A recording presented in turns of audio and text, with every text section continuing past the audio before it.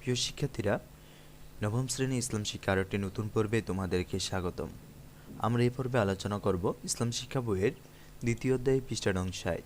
পৃষ্ঠা নং ৬০-এ যে কাজটি রয়েছে তা এই পর্বে সমাধান করিয়ে দেওয়া হবে। কাজটি হচ্ছে প্রতিবেদন তৈরি। তোমার বাস্তব জীবনে হজ কুরবানির শিক্ষা প্রয়োগ বা অনুশীলনের ক্ষেত্রসমূহ। বিগত সেশনগুলোতে আলোচনার ভিত্তিতে তুমি উল্লিখিত বিষয়ে অনুশীলন বা চর্চার ক্ষেত্রসমূহ চিহ্নিত করে ৩০ শব্দের মধ্যে একটি প্রতিবেদন তৈরি করো। চলো আমরা এটির সমাধানটি দেখি। এটির সমাধানটি হচ্ছে, নিচে একটি নমুনা প্রতিবেদন উপস্থাপন করা হলো। তারিখ ৭ জুন ২০২৪। প্রধান শিক্ষক, তোমার বিদ্যালয়ের নাম লিখবা, তার যে স্থানে রয়েছে তার স্থানটির নাম লিখবে।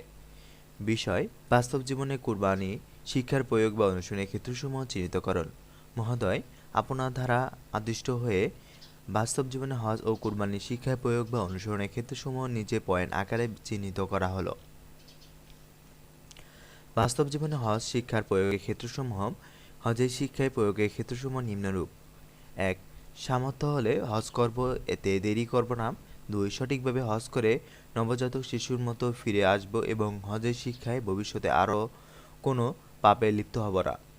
৩. হজের সময় যেরূপ লাব্বাইক আল্লাহুম্মা লাব্বাইক বলে আল্লাহ দরবারে হাজিরা দিয়েছি, হজ থেকে ফিরে এসে সর্বক্ষেত্রে আল্লাহর সামনে নিজেকে হাজির মনে করব। ৪.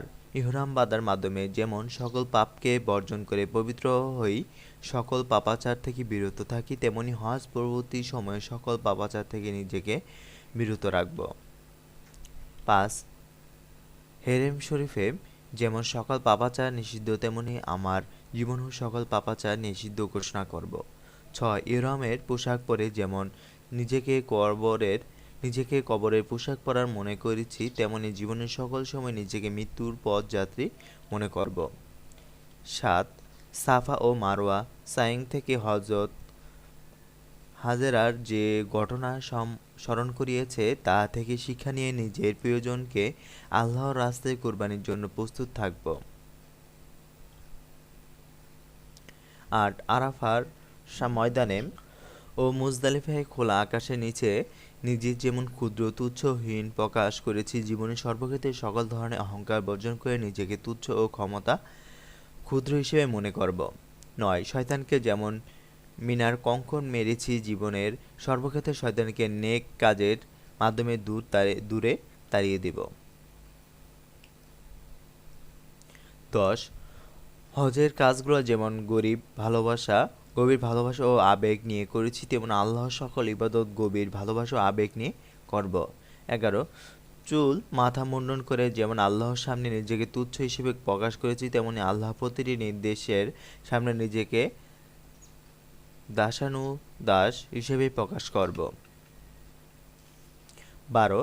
হজে কুরবানি করে যেমন আল্লাহর শুকরিয়া আদায় করেছি, তেমনি প্রতিটি সম্পদ আল্লাহর দান মনে করে এবং তা আল্লাহর রাস্তায় ব্যয় করে আল্লাহর শুকরিয়া জ্ঞাপন করব।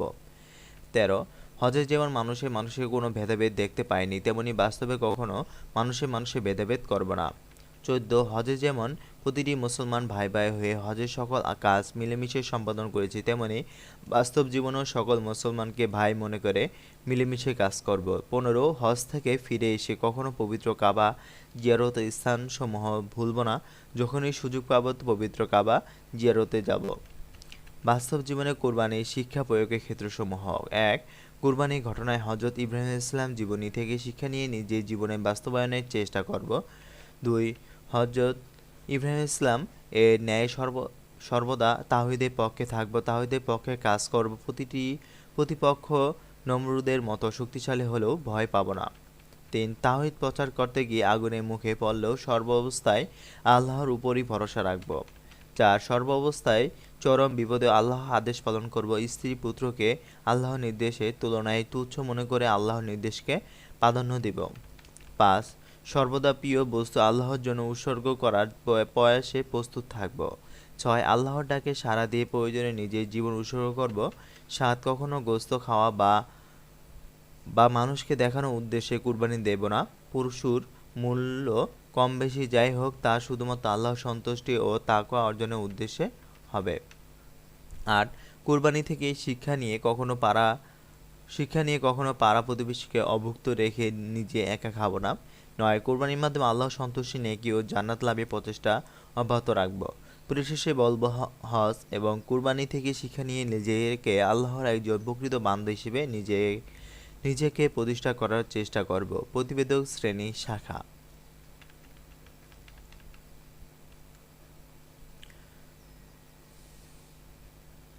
আমরা এই পর্বে ভিডিওতে পৃষ্ঠা নং ৬০ যে কাজটি রয়েছে তা এ পর্বে ভিডিওতে সমাধান করিয়ে দেওয়া হয়েছে। পরবর্তী পর্বে ভিডিওতে পৃষ্ঠা নং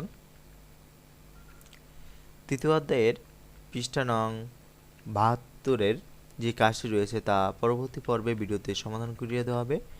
ভিডিওটি এই পর্যন্তই। পরবর্তী ভিডিওর জন্য সবাইকে শুভকামনা। আসসালামু আলাইকুম।